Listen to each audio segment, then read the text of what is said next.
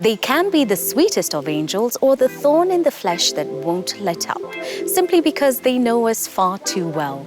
The relationship between brothers and sisters can be the best, or it can be the worst. We live out loud with two brothers who are living proof that you can be your brother's keeper. Next.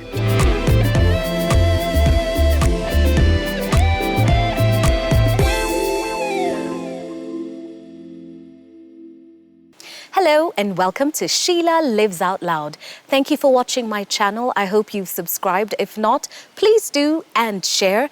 And today we are living out loud with two brothers at Westwood Hotel who are living proof that you are and should be your brother's keeper. Welcome to the show, Enock and Nick. How are you? Fine, thank you. Thank you. It's so good to see you. I hope you're not freezing too much. We are. Honest confessions, well, you know what time of the year this is. But thank you for making the time and braving the weather and the elements. Let's just kick off with your story, Enock, because you reached out and it's all about you. You're the genesis of this story. It's about experiences that you went through. And before we touch base with Nick, let's get to know a little bit about you. At the end of my studies at Daystar University, I got diabetes. That was about 13 years ago. And in the last 10 years, my sugars were not well controlled, so I developed kidney failure. And by 2014, my kidneys had totally collapsed. They were functioning at 15%. The doctors told me the best option, because I was doing dialysis at that time, the best option out is to have a transplant. And so I spoke to my family, and they were really concerned and supportive. And we eventually organized ourselves to do a transplant in India. And my brother, Nick, accepted to donate his kidney. Wow. Yeah. That's a big donation. Now, before we even talk about the donation and traveling to India, let's talk about growing up. And I'm not going to ask you about growing up because one of you is the elder brother. Who is it? I'm the elder Enock, brother, you're number one. Number two. You're number two. I have an elder brother called Matthew. Right. Yeah. There's and we have Matthew? a sister who's called Elizabeth. Okay, so it's full house up in there. Yeah. But what was it like growing up and following in the footsteps of Enock? The same with every other brother. Loving, fighting. We did everything. We grew up in Kitale, and that's more or less a farming community. We went to the same schools. He's 3 years older, so there were instances he used to protect us from bullies. We've grown up quite well. I don't think we've had serious issues among ourselves. And to date, we've shared houses. Yeah, before we got married. After we got married. Really? Yeah. Oh, fantastic. Yeah, we have stayed together with my wife and kids. And shared what you have. Because this is what life is. It will bring you different things and challenges. And when those come, the first port of call for help is family. Yeah. So knowing that there was this closeness and this bond from the beginning, I'm sure by the time you got diagnosed with diabetes, the very first people you shared the information with was family. How did you break the news to them? It was strange. Initially, I didn't know that it was diabetes. I actually did all tests and missed out the sugar test. I'd lost weight. I was a student leader at Daystar, so, I had access to the kitchen. All the nice sweet stuff that we shouldn't be taking. Yeah, and then, so I lost weight all of a sudden, and my hair was falling off. I was getting very weak. I couldn't, walk long distances. I would get very tired. And my eyesight was also was getting weaker. So it's actually Reverend Mwalwa, the pastor at Milimani AIC, who discovered it because he took my sugar.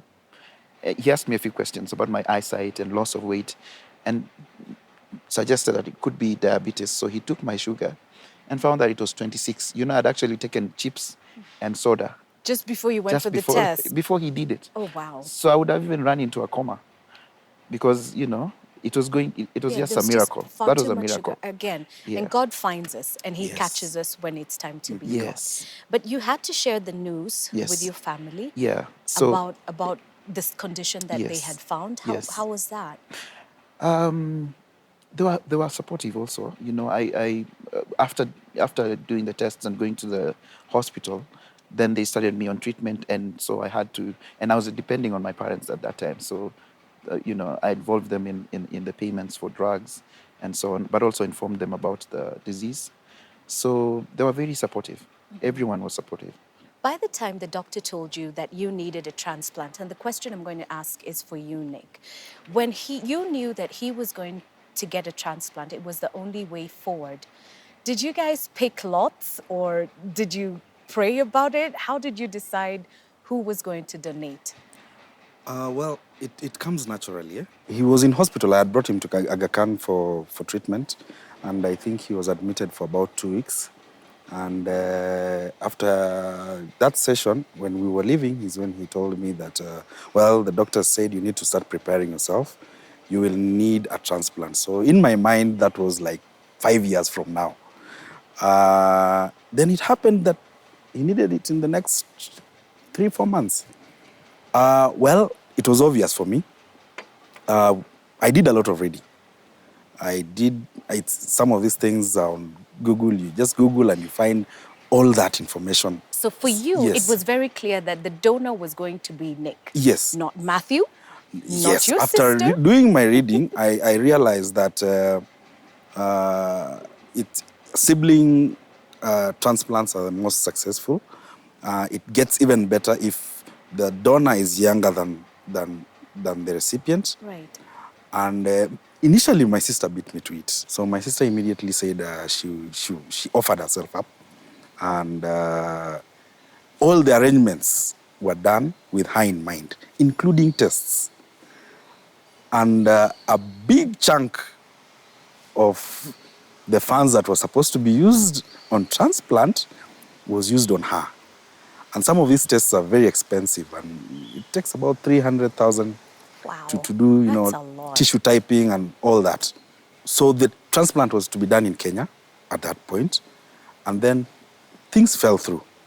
And I actually discovered that for a lady, if you still plan to have kids, being a donor your risks are It's not slightly higher. recommended, It's yeah. slightly higher because, the first things they check when you have your pregnancy is your blood pressure. Yeah. And blood pressure and kidneys, so then that basically... That fell through, Yeah. and so you stepped in. Yeah, stepped in. Okay. But I would have given you even if she was not there. Whether she was there, whether she wasn't, Yeah. it's something that I was an you ideal do. candidate, and I would have done it. I would have done it without question. Right. Really. Now, the thing about donating an organ, it's one thing to donate money to family. It's something else to donate living space to family.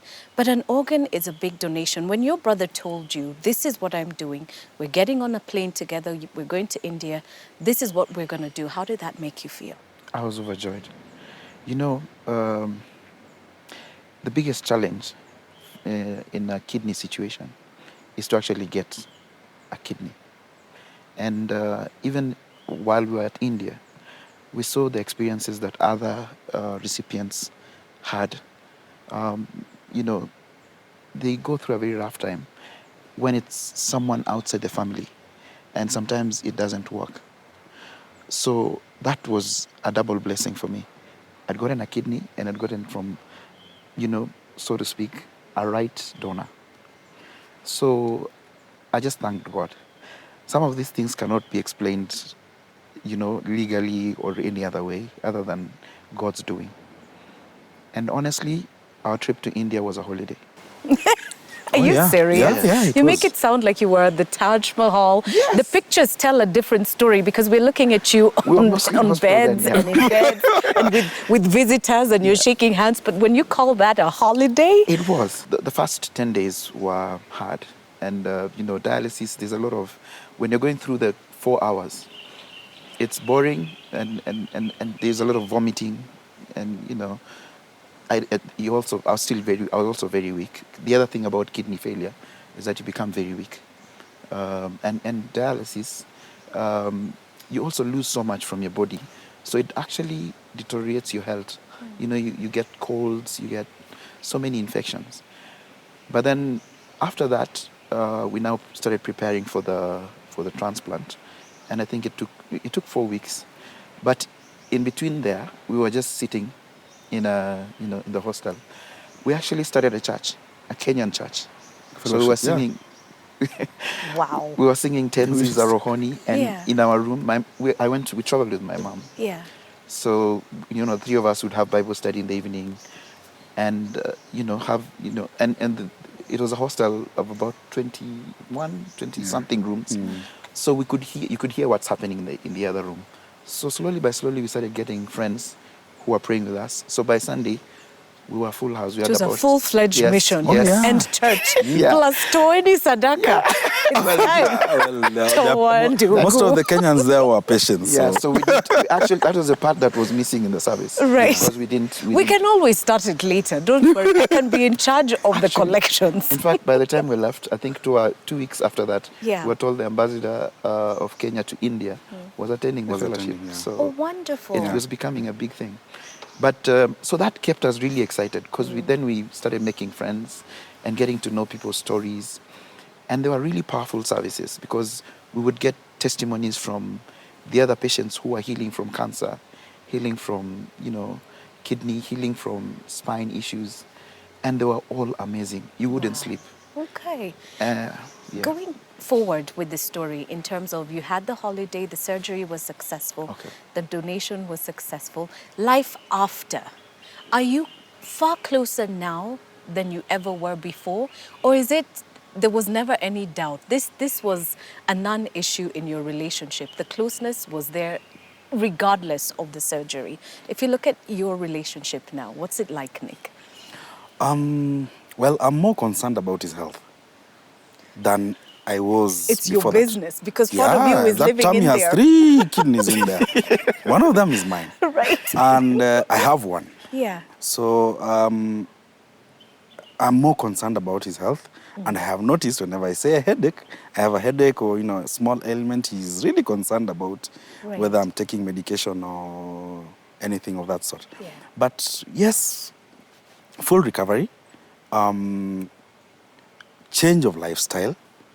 I'm a bit more concerned about healthy living and the sort. But I love the fact that he's got back on his feet.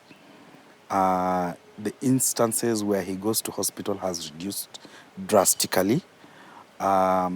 He is very passionate about music. In fact, part of the reason that it's so easy to give, I don't have Anything, another kidney. really. I mean, it's so easy to give to him. Yeah. Is because he's very passionate about music. He is working with the youth. He has an organization called Chosen Generation, and he's so passionate about that. There are young men who have different lifestyles and different backgrounds, and he mentors them. He trains them in instruments and things like that. So I think the value of his life and what he's doing with it is very high. I don't want to say that, some lives are, but he has a lot to give. He has a lot to give. And, his disease didn't come because of a reckless lifestyle in terms of he was drinking and, Putting himself so that in you know harm's that way. Yeah. even if you gave him a kidney, Yeah, it's wasted. Yeah. It's wasted. That is not the case. So I love the fact that he's gotten back on his feet, and he's doing a lot of stuff now that he was not able to do just before we left for India. For India, Yeah. obviously, Yeah. because if your mind is willing but the body is broken, there's only so far that the body is going to be able to take you. But as we look forward and the projects that you're working on, he's mentioned Chosen Generation. Could you just tell us a little bit more about this project? Chosen Generation is about the youth. It's about developing talent, empowering the youth, and also giving opportunity across board, for the privileged children and the underprivileged youth. So I have a band, had it since 2003, We've had a first recording. And over that time, I've worked with on a very personal basis, over 100 youth. Some have gone abroad, studying abroad. Some are around, already working. But they still come back and we organize Christmas concerts together. There was a time we put together a concert called Love Where You Live. But it was about 2009. And it was about, post-election violence and drugs and, issues that the youth are grappling with. And at the moment, I've just left my teaching job at Brayside High School to focus on it, to really set up a music academy and give opportunity to the youth to go out and present their talents. You realize in the music industry, it's very competitive, and sometimes you really don't have someone to work with you and even give you the professional training so that you can know how to come up with your productions and so on. And so I'm hoping my experience now outside that particular small community would spread out, and help more. One voice at a time, one Yes. step at a time. Yes. Everything gets done little by little, and it gets done a lot faster when family is involved. Yes. Thank you guys so much for taking the time to live out loud with us. The doors will always be open. If there's anything you want to shout about, a wedding, a birth, what else? Another donation, hopefully not. The doors will remain open. But we need to wind up now. So again, I say thank you. Unless there's something you want to put on the table real quick. To those who are going through a similar experience, I would highly advise that family supports that individual, because as long as there is life and someone can live another day, it is always precious. Life is so precious. And so when you support one of your own, you're really extending God's hand of the gift of life. And so there's need for a lot of love and support for someone who's going through such experience. Fantastic. Yes. Couldn't have said it better myself. Nick? I think as we live on, as we become our brother's keepers, and as a country, as we transform and grow into the next generation, let's still love one another. It's lacking in our households. We are pursuing so many different things, and we have very little time for family. Let's spend more time working on the family, and the rest will work automatically. Wonderfully said. Thank you for the time. You are your brother's keeper. You've heard it from true brothers. May God bless you, enlarge your territory, and the doors to living out loud will forever remain open for you. Give us a call when you need us, and we'll give you a call when we need you, because we're family now. Also, Yes. fantastic. There you go. There is a friend who sticks closer than a brother. But isn't it even better when that friend is actually a brother? Thank you for living out loud with us at Westwood today. You can find out more about Nick and Enoch and the Chosen Generation by logging on to my social media sites for all that information. We are going to place those links there, so please connect with us. Remember to share your stories with us, because we're looking to live out loud with you. Thank you for watching today, and as always, subscribe, tell a friend, and live out loud no matter where you go.